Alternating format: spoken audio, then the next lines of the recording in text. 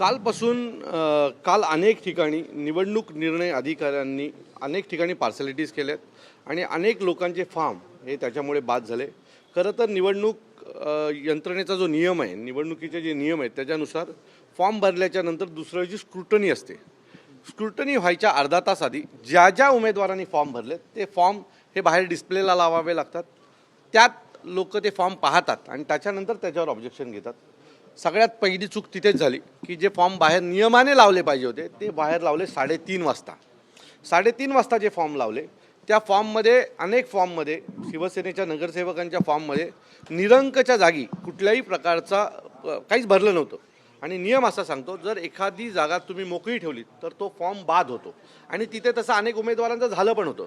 मग तिथे असलेल्या सर्व लोकांनी त्याच्यावर ऑब्जेक्शन घेतलं, आरडाओरड केली. आरडाओरड केल्याच्या नंतर ती निवडणूक अधिकारी अतिशय वाईटरित्या सगळ्यांची बोलत होती. मग आम्ही आलो. आम्ही बोलल्याच्या नंतर तिने आम्हाला सांगितलं की आमच्याकडनं चुकून हा फॉर्म बाहेर लावायचा राहिला, आम्हाला हा ॲफिडेव्हिट 11च्या आधी आलं होतं. मी म्हटलं, जर 11च्या आधी तुमच्याकडे ॲफिडेव्हिट आलं होतं तर 3:30 वाजता जे तुम्ही बाहेर ॲफिडेव्हिट लावलं ते चुकीचं का लावलं? तर त्याचं त्यांच्याकडे उत्तर नव्हतं. आणि अशा अनेक गोष्टी घडल्या. आता आमचा एक मुलगा आहे, त्याचा फॉर्म हा 11 वाजता फॉर्म सबमिट झाला. फक्त एक दाखला असतो, तो दाखला जमा करायचा होता, तो 11 वाजेपर्यंत जमा करायचा होता.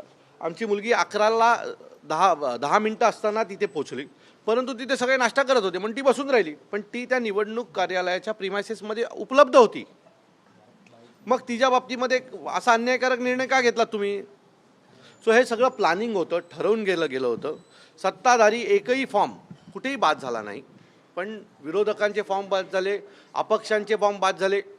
हे सगळं पाहता ही संपूर्ण निवडणूक यंत्रणा ही अतिशय वाईटरित्या चालवली जाते.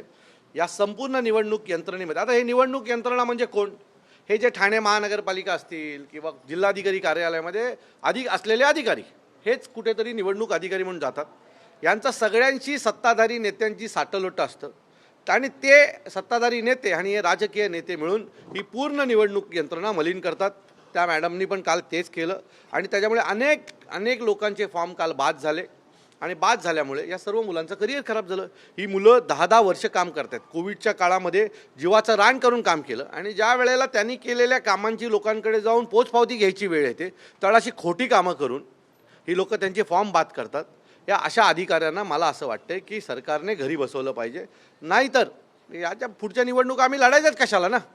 आता तुम्ही फॉर्म बाद करताय, उद्या आता काल जो आमचा फॉर्म बाद झाला ते कोणाचं होतं? शिवसेनेचे सचिव संजय मोरे यांच्या बायकोची तिकीट होती. आता त्याच्यासमोर एक अधिकृत फॉर्म होता मनसेचा, युतीचा, बरोबर आहे, तो बाद केलात. आता तिथे एक अपक्ष आहे, त्याला आज उद्यामध्ये विकत घेतला जाईल. त्याला विकत घेऊन मग हे नाचायला सुरू करणार, अरे बघा आमचा पहिला उमेदवार बिनविरोध आला.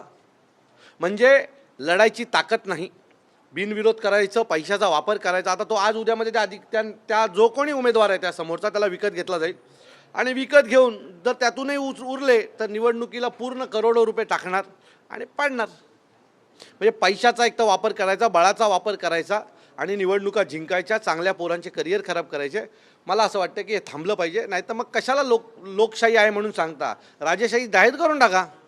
आम्ही राजेशाहीमध्ये जगायला तयार आहोत, पण लोकशाही आहे असं सांगून लोकांची फसवणूक जर तुम्ही करणार असाल तर तो लोकांवर अन्याय करताय असं मला वाटतं. ठाकरे आणि मनसेची युती झालेली आहे, मात्र ठाकरे आणि मनसेच्या उमेदवारांचे जास्त प्रमाणात फॉर्म जे आहेत ते बाद करण्यात आलेले कुठेतरी भीती. हो, कारण अधिकारी विकलाय ना.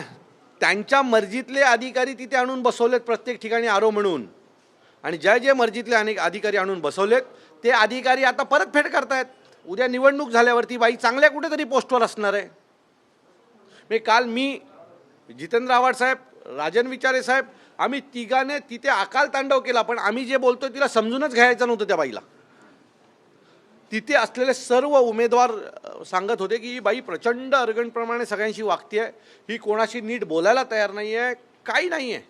म्हणजे मी बोलेल तो कायदा. माझं मत आहे, तुम्ही स्वतःला जर निवडणूक अधिकारी म्हणून देवाच्या भूमिकेत मानत असाल तर देवासारखं वागलं पण पाहिजे. हां, म्हणजे देवाच्या भूमिकेत बसायचं आणि दानवासारखं वागायचं हे काही योग्य नाही आहे. तुमच्यामुळे कोणाचं तरी करिअर खराब होतो. आम्ही तुम्हाला एक सांगतो, ही जी महिला आहे ना, आरो काय नाव त्यांचं, वृषाली पाटीलच्या बाबतीमध्ये त्यांच्या प्रॉपर्टीपासून सगळ्याची इन्क्वायरी आम्ही लावणार आहोत. आम्ही त्यांना सोडणार नाही. त्यांनी ज्या काय आमच्या पोरांच्या बाबतीत केलेत, ह्या आरोनच्या पाठीनं आम्ही सगळे माहितीचे अधिकार टाकून ह्यांची प्रॉपर्टी कुठे आहे, ह्या पोस्टिंगला कशा आल्या, ह्या सगळ्या गोष्टीची माहिती घेऊन आम्ही पुन्हा लोकांसमोर जाणार, एवढं नक्की. सर, निवडणूक आयोग ही स्वायत्त संस्था असताना देखील त्या ठिकाणी कोणती स्वायत्त सत्ता हे संस्था? अहो, निवडणूक नावापुरता येते. त्याचे अधिकारी कोण आहेत? ती मॅडम कोण आहे? उपजिल्हाधिकारी आहे ना, उपजिल्हाधिकारी आहेत ना. म्हणजेच सरकारी यंत्रणेत काम करणारी बाई आहे ना. मग ती वेगळी कशी होऊ शकते? ती तिच्या फायद्यासाठी सरकारी यंत्रणेला मदत करते, सरकारी राजकीय नेत्यांना मदत करते. निवडणूक आयोग ही वेगळी संस्था आहे, हे सगळं खोटं आहे. त्याच्यात काम करणारी ही सगळी माणसं ही कुठल्या तरी महानगरपालिकेत उपायुक्त आहेत, उपजिल्हाधिकारी आहेत, हीच लोक आहेत. ती नावापुरतं ते वेगळी संस्था आहे, बाकी काही नाही. बाकी सगळा आतला जो भाग आहे ना, हा रोज जो लोकांमध्ये असणारा जो अधिकारी वर्ग आहे तोच आहे. सर, आपण या ठिकाणी अतिरिक्त आयुक्तांना भेटलेला आहात. पुढचं पाऊल काय होईल आम्हाला माहीत नाही आहे, कारण आता आम्ही प्रचार करायचं की भांडत बसायचं हे आम्हाला कळत नाही. त्यांनी सांगितलं तुम्ही अर्ज द्या, आम्ही आज संध्याकाळपर्यंत त्याची चौकशी करतो. आमची तर खरी मागणी आहे की तुम्ही ते CCTV फुटेज चेक करा. ती बाई काल आली होती का 11च्या आत, आणि आली असेल तर ती आम्हाला द्या, पेपर दाखवा. न्यायालयीन प्रक्रिया मला असं वाटतं की न्यायालयीन प्रक्रिया हा एक पार्ट आहे या सगळ्याचा, तो आम्ही करूच. पण त्याच्यासोबत मला असं वाटतं की या लोकांनी जर न्याय मिळवून दिला तर आम्हाला त्या प्रक्रियेत जायची गरज लागणार नाही. माझी विनंती आहे निवडणूक आयोगाला, ज्याला आपण खोटं निवडणूक आयोग म्हणू शकतो, की नावापुरतं ते निवडणूक आयोग स्वायत्त संस्था असं आहे. काम करणारे सगळे अधिकारी, इथले उपजिल्हाधिकारी, महापालिकेचे उपायुक्त, महापालिकेचेच कर्मचारी ही लोक असतात.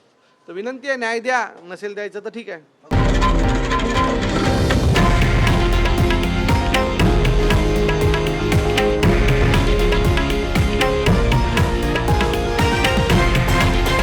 हे आहे देशातील नंबर 1 न्यूज नेटवर्क आणि आपण पाहत आहात TV9 मराठी, एकमेव.